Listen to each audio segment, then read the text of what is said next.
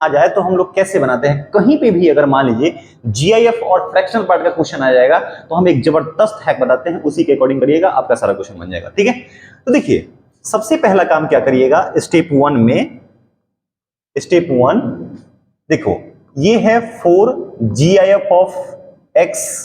अब देखो इस x को हम लिख सकते हैं GIF of x plus fractional part of x, है ना, plus fractional part of x।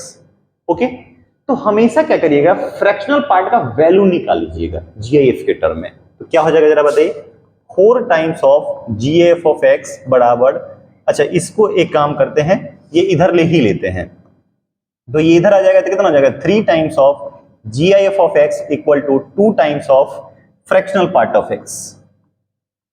तो यहां से फ्रैक्शनल पार्ट ऑफ x का वैल्यू आ जाएगा 3/2 इंटू GIF ऑफ x। हमेशा क्या करिएगा, फ्रैक्शनल पार्ट का वैल्यू निकालिएगा GIF के टर्म में। ठीक, स्टेप नंबर 1। स्टेप नंबर 2 क्या करिएगा, स्टेप 2 हम जानते हैं कि फ्रैक्शनल पार्ट जो होता है किसके किसके बीच में बिलोंग करता है, 0 से बड़ा और बराबर और 1 से छोटा।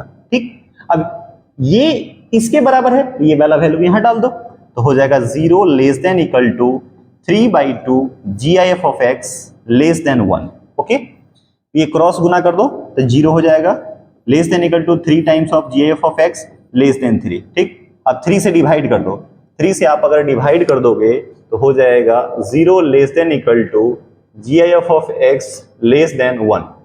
अब देखो ग्रेटेस्ट इंटीजर, क्योंकि ये इंटीजर है, इंटीजर का वैल्यू कहता है कि 0 से बड़ा और बराबर और 1 से छोटा, तो 0 और 1 के बीच में GIF मतलब इंटीजर कौन कौन आता है, सिर्फ एक ही इंटीजर आएगा। तो इसका मतलब हो गया कि इसका पॉसिबल वैल्यू 0 आ गया, एक ही वैल्यू आया, हमें x की वैल्यू निकालनी है।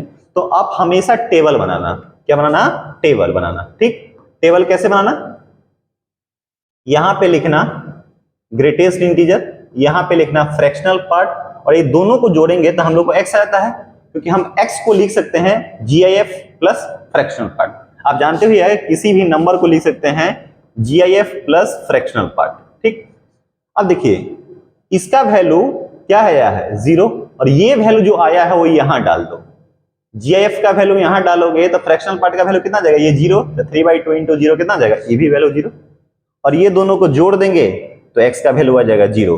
देयरफॉर x का वैल्यू 0, यही क्या हो गया, आंसर हो गया। ठीक है मेरे प्यारे बच्चों, इस तरह का अगर वीडियो चाहिए तो आप चैनल को जरूर सब्सक्राइब करिए। ठीक है, देखिए